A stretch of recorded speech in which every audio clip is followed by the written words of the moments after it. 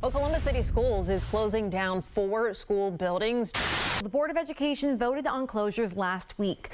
These 4 new closures are on top of 5 others that will close this school year. It's not just education, it's literally the center of community for so many people. The district budget is $1.8 billion. Where does all of that money go? Kind of upsetting, I feel like the kids need an education, and the more schools they take out of the community, makes it harder for kids to learn.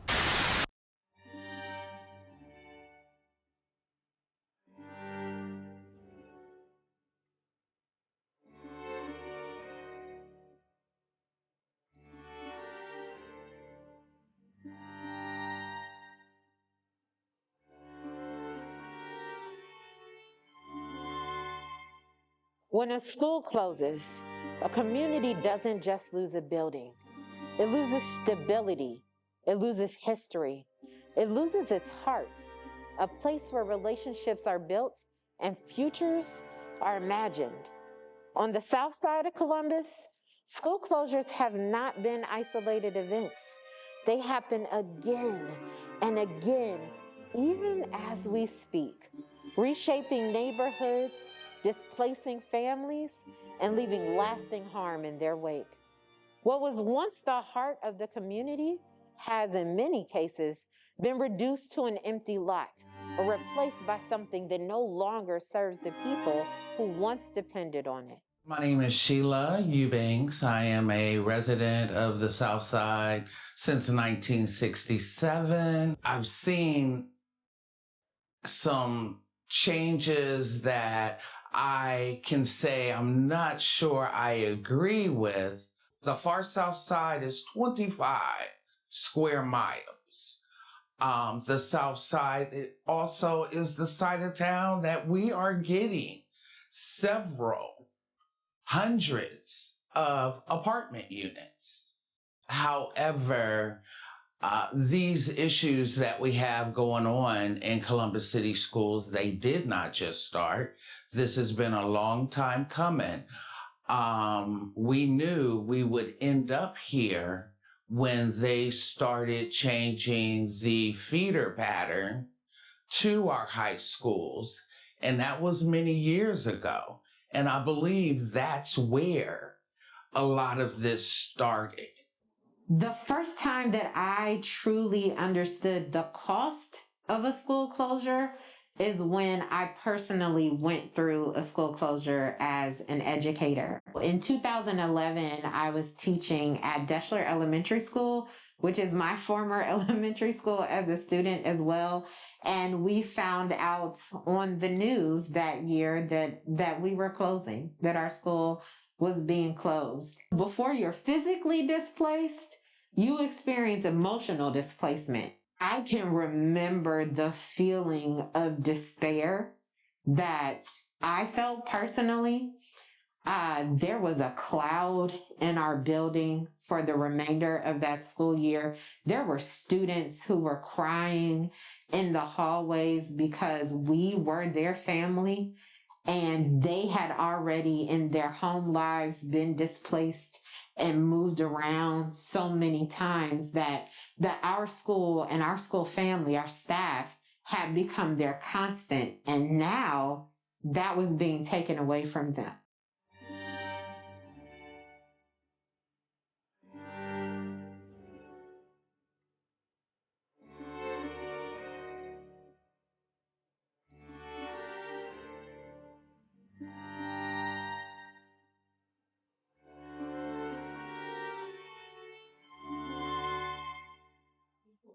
My name is Sarah Alexander. I went to Columbus City Schools and graduated from Columbus State Community College.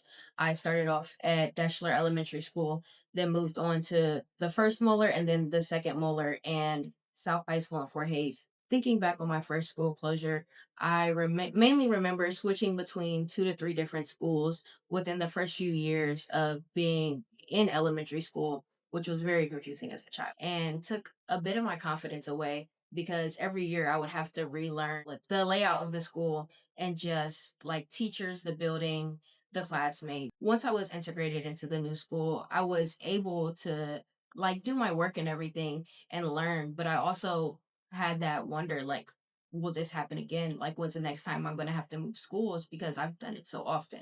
The far south side actually had two middle schools. We had Berry Junior High and we had Buckeye Junior High, which now is middle school. Berry has been closed for years, so we took a hit on that middle school. It's actually slated for demolition. Buckeye, there's actual conversation for that school to be closed, which would leave the whole far south side of town with no middle school. That would leave us with approximately 2-3 elementary schools, no middle school, and one high school to whom there was talk of closing it.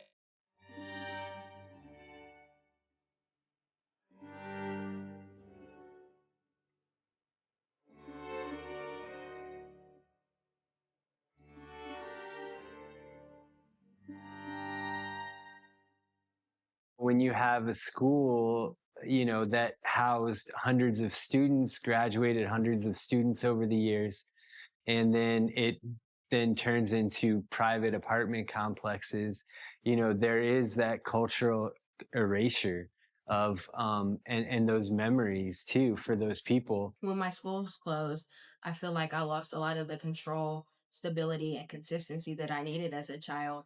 I wasn't able to go through school knowing that I'll be in one place where I need to be and get all the education that I need with the same teachers or maybe the same people and the faces I'm familiar with.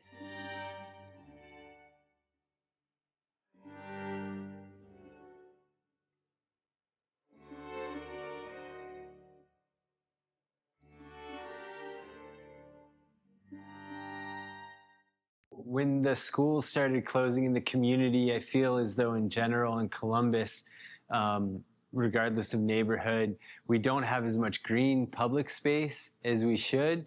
And so the schools really step in and fill that need in communities. South High School being a great example of that for us. I've taught both my kids to drive in the school parking lot there. We go to sporting events there all the time for the kids to cheer on their friends. The school theater productions, attending those. But it just creates just this positive energy that you sorely miss when those schools go away. Really feel like school plays a big part in community. It makes the community. That's where parents go and meet other parents. That's where students go and we feel safe in our schools, where we meet our friends. When you take that aspect out of it, to me, it's like taking a part of the community. And that's how I feel in the Southfield area or in the far South area, that, every time they close a school, a part of our community is being broke off.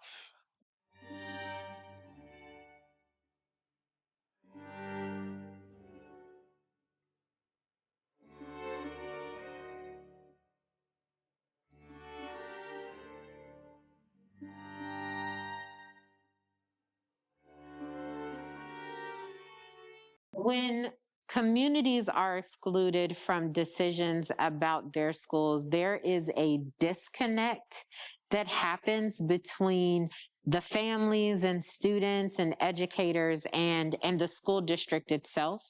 And what that does is it creates this gap in this area for distrust and misalignment. And then you have, instead of a community working together, you have people at odds with one another, because then the parents and the families, the students, are not being heard. Their considerations are not being taken, or their needs aren't being taken into consideration. And it just really creates friction. I think there's better ways to get community involvement when it comes to speaking about our schools and discussing closures. I just attended a meeting at South High School, and it was, about the state of our schools. And I'm one that pays attention. I've been to, I ain't gonna say closed meetings, but group meetings. And if they would have just said what was stated in the group meeting, it would have been more understandable to our community. What was said at that meeting, I didn't even understand. And I ain't gonna say I'm totally involved, but I am somewhat involved. I know what's going on. But the way it was stated to our parents and the community, it was just hard to understand. Rebuilding trust between schools and neighborhoods means that, one, you don't have folks fighting one another, right? It truly becomes community centered, student centered, and not student facing, not community facing, where we get to put on this mask for the community and this mask for the students, and then take that off at the end of the day. No. When it is centered, it is at the heart of it all, and every decision is made in tangent together. Educators feel heard, families feel heard, students, who all of this is centered around, have a voice, a respected and valued voice in the decisions for their schools. And so it takes on a whole new meaning for education, a whole new meaning for futures. And it also allows community members and school districts and all of the folks in between to dream out loud together and to come up with those solutions to make those dreams actually possible.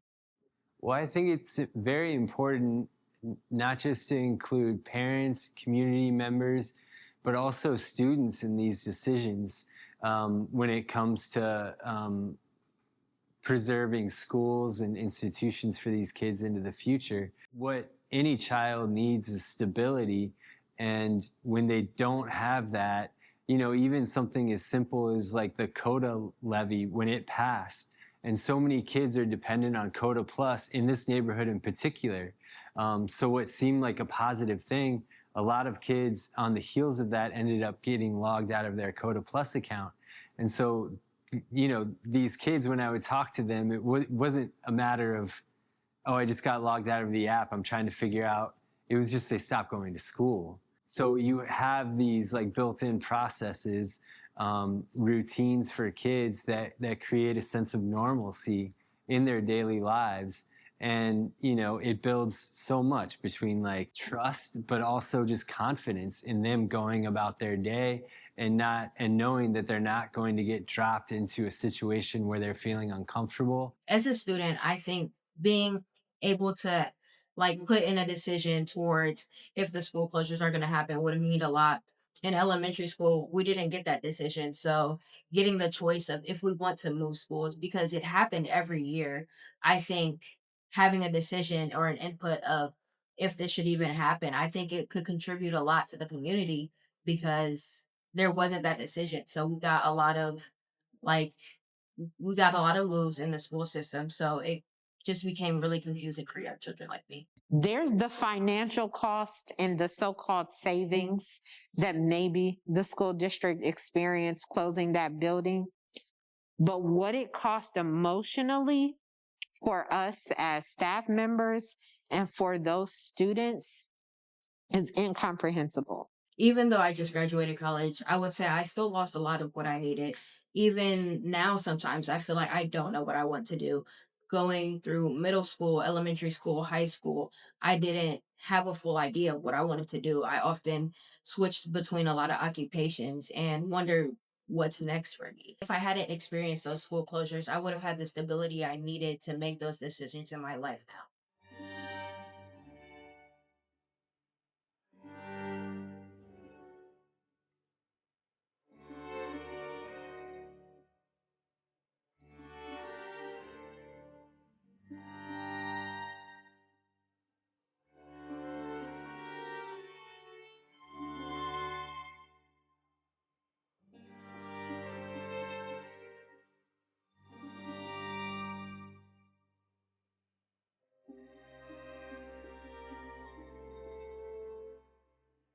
The community schools model, it matters now more than ever before because of the state of the world that we are in and all of the things that we are dealing with and facing because of past decisions that were made during desegregation, during times of redlining and all of those things, right? We've lost this connection between the schools and between the homes. We need each other, and this needs to be a symbiotic relationship.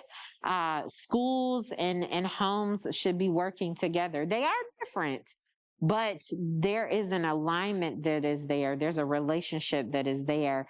And the community schools model gets us back to that. At like Marion Franklin, we have Children's Hospital on site. I think it would be awesome to maybe have Jobs and Family Services 1 or 2 days out the week. I would love to see a room where we have, and some schools have this, extra clothes and toiletries right there on down to maybe Mid-Ohio Collective, having some sort of room with a freezer in it and a student being able to say, we don't have no food tonight, and be able to go to that room and pick out something for dinner. The impact that I've seen with the community school model already being implemented in one of our high schools here in Columbus is this, oh my gosh, it's hard to put into words, but for a lack of better words, I would say investment or reinvestment, not just with funding, right? Not even with funding. Let's talk about emotionally. There's an emotional investment from the neighbors, like folks who don't even have kids at the school, in the school. And that's invaluable. To attend a school rooted in community support, I honestly feel like that would mean a lot because not only would I have the support from the community, I would have the stability that I need. I would have more guides and just be able to have more confidence in myself as a child, but also as an adult because I had that support all this time. I believe that the community schools model matters now more than ever before because of the time that we are in as a nation and as a state. We need those connections between the schools and the communities. We have to have that bond in order for everybody to do more than just survive. We need that in order to thrive.